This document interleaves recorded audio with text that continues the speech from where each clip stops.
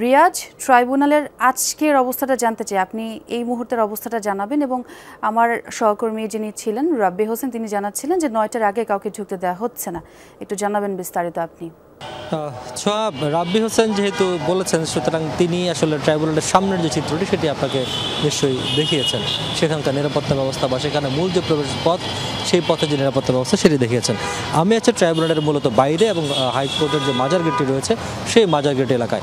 এখানেই সবচেয়ে গুরুত্বপূর্ণ এই গেটটি, কারণ এই গেটটি দিয়ে ট্রাইব্যুনালে প্রবেশের মূল পথ হিসেবে ব্যবহার করা হয়। এবং যারা আইনজীবী, দর্শনার্থী থেকে শুরু করে বিচার প্রার্থী যারা রয়েছেন তারা সবাই এই গেটটি ব্যবহার করেন। এখানে আপনি দেখতে পাচ্ছেন যে এখানে আইনশৃঙ্খলা বাহিনীর সদস্যরা রয়েছেন এবং দোয়েল চত্বর থেকে হাইকোর্ট বাজারের যে পথটি রয়েছে সেই পথের একটি অংশ বন্ধ করে দেওয়া হয়েছে, যাতে এদিকে অনাকাঙ্ক্ষিত বা অযাচিত কোনো জনসাধারণ আসতে না পারে বা কোনো ধরনের গণপরিবহন বা কোনো ধরনের পরিবহন এখানে এদিকে আসতে না পারে সেজন্য।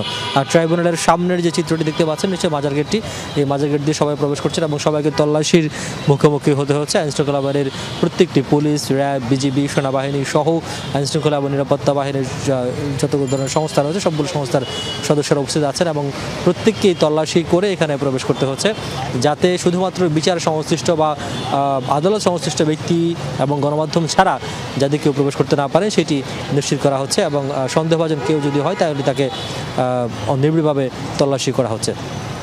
আর আমরা এছাড়াও দেখেছি রাজধানী শুধু এই হাইকোর্টকে ঘিরে, অর্থাৎ এই যে ট্রাইব্যুনাল এবং উচ্চ আদালত এইটিকে ঘিরে যে যতগুলো প্রবেশপথ রয়েছে এখানকার সবগুলো প্রবেশপথেই সেনাবাহিনী সহ সব ধরনের আইনশৃঙ্খলা বাহিনীর সব ধরনের সংস্থার সদস্যরা রয়েছেন এবং যাতে কোনো ধরনের অপ্রীতিকর ঘটনা না ঘটে বা যাতে কেউ বিশৃঙ্খলা সৃষ্টি করতে না পারে।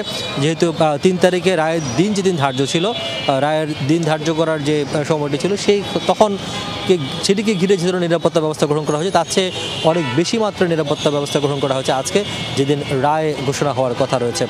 আর পাশে যেহেতু প্রেস ক্লাব রয়েছে, সচিবালয় এবং ঢাকা বিশ্ববিদ্যালয় সবচেয়ে গুরুত্বপূর্ণ এলাকা এইটি মাথায় রেখে এই নিরাপত্তা বিবেচনা করেই মূলত নিরাপত্তা ব্যবস্থা সাজানো হয়েছে।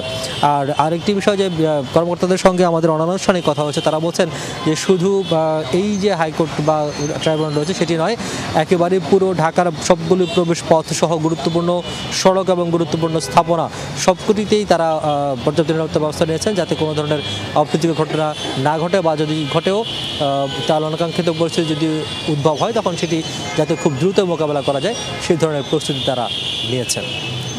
এবং বেশ কঠোর নিরাপত্তা ব্যবস্থা রয়েছে দেখলাম এবং তল্লাশিও চলছে, সেটিও দেখালেন আপনি। ধন্যবাদ আপনাকে।